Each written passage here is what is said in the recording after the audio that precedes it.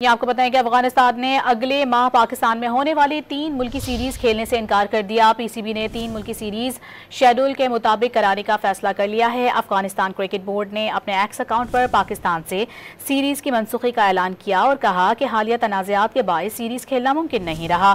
पाकिस्तान, अफगानिस्तान और श्रीलंका के दरमियान सीरीज नवंबर में खेली जानी थी।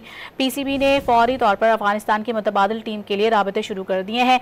जराये के मुताबिक जिम्बाब्वे की टीम 3 मुल्की सीरीज में अफगानिस्तान का मुतबादिल हो सकती है। ये आपको बताएं कि अफगानिस्तान ने अगले माह पाकिस्तान में होने वाली 3 मुल्की सीरीज खेलने से इनकार कर दिया। पीसीबी ने 3 मुल्की सीरीज शेड्यूल के मुताबिक कराने का फैसला कर लिया है। अफगानिस्तान क्रिकेट बोर्ड ने अपने एक्स अकाउंट पर पाकिस्तान से सीरीज की मनसूखी का ऐलान किया और कहा कि हालिया तनाज़ात के बायस सीरीज खेलना मुमकिन नहीं रहा।